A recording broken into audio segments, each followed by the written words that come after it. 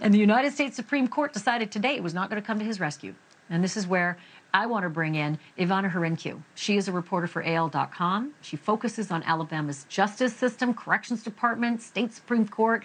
She is planning to witness Smith's execution.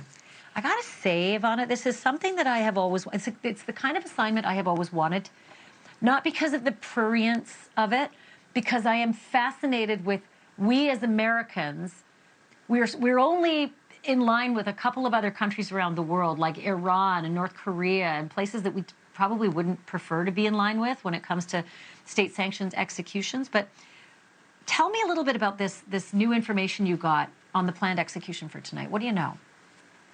Right. Well, technically, the state has starting at midnight, so it is just a little bit after 9 here in Alabama. Technically, the state has until after midnight, until 6 a.m. on Friday, as you mentioned in your intro here, to execute Kenneth Eugene Smith. Now, that execution is not actually scheduled to start until 6 p.m. on Thursday, so 6 p.m. tomorrow. So that's likely the earliest that this will happen. But he still has another pending appeal. The 11th Circuit Court of Appeals actually just sided with the state, so he could appeal that separate case back up to the Supreme Court here later this evening or in the morning. So we could spend the day tomorrow and the evening tomorrow waiting on Supreme Court yet again to decide if he will be the first person to die using this new method.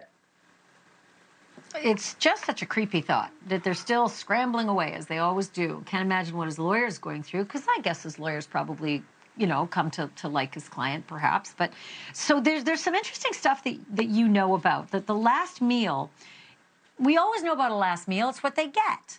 But this last meal is important. What are the specs behind the significance of this last meal? Right. So one of the concerns that has been about this death by nitrogen gas has been that Kenneth could vomit into his gas mask. That could create a plethora of problems, according to medical experts. And one thing the department really wants to do is make sure that doesn't happen, or I shouldn't say the department, I guess the federal judge. So recently, earlier today, a federal judge revealed in court documents that Kenneth Eugene Smith's last meal, if he chooses to have one, which he does not have to have if he does not feel like eating, his last meal cannot happen later than 10 o'clock in the morning. So that would be 8 hours of time. If this execution happens at 6 p.m. tomorrow on Thursday, that would be 8 hours of an empty stomach for Kenneth Smith. He also will have clear liquids throughout the afternoon, but he will not be able to have those either from about 2 hours ahead of that scheduled execution at 6. If he does vomit into that mask, what a ghastly thing for you and the other witnesses to witness, and obviously for him to experience. Do they then stop the process? Because I would assume at that point you're aspirating your own vomit, and that wasn't in the cards? I think the court has said that that is something that we don't know. We're going to have to find out. I think the state has said in court filings that they did not imagine that to happen. If it did happen, that they would let it go. I do believe that this is just going to be another factor in the kind of wait and see of this process. What about family? Like, what does he have family? Do they care? Some inmates go to death without family. What's the protocol for that? You know, I've over my career, I've witnessed quite a few executions here in Alabama, and the witness room that media can witness in is shared with the inmate's family. So we are actually there with the inmate's family, lawyers, or anybody that they choose to witness on their side. So that's a kind of a separate fold of this whole experience. But Kenneth does have a wife. I'm not sure if she's planning to witness. We will get all of that information tomorrow. What members of his family choose to come witness. We do know that he has a spiritual advisor who will be in the execution chamber with him. So he will at least have a spiritual advisor with him. He does have the opportunity to visit with his friends, his family, his wife throughout the day. And then we'll just see tomorrow who shows up to witness.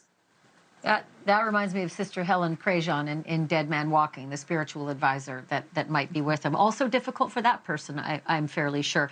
Lastly, but not least, and this is the most important thing at this late hour, the proverbial phone on the wall. I don't know if they still do it that way, but is Kay Ivey, the Alabama governor, the only person who can ring that phone and stop this process if they deem there's a reason? Sure, the governor could call this off at any point. I think that that would be something that a lot of people would be surprised to hear, but she does have that option. And again, now that the 11th Circuit Court of Appeals has declined another appeal by Kenneth Smith, his lawyers do have the opportunity to appeal that separate case to the Supreme Court. So I would imagine they would be doing that this evening or early tomorrow morning. So we could also be waiting for a phone call from the justices tomorrow, but I can't imagine that they would already go into the chamber and have Kenneth ready to die and be waiting on that phone call at that point. I think it will be resolved before then. I am going to call you several times between now and Friday. I really appreciate this, Ivana. And like I said, it's a gig that I've always wanted and feared at the same time. So you're a very brave reporter to do this, and it's an important job. Will you come back and talk to us as we continue to go through this process towards Friday? Oh, absolutely. I think the biggest part of any execution, but especially one like this that is the first of its kind, is we have to be as clear with the public as we can. If our state dollars are going to be executing people, we should at least be aware as to what's happening. Amen, Ivana. Thank you for that. Ivana Hrynkiw, like I said, she's going to be back. Thank you for watching. Go to newsnationnow.com to find NewsNation on your television provider. And don't forget to click the red subscribe button below to get more of NewsNation's fact-driven, unbiased coverage.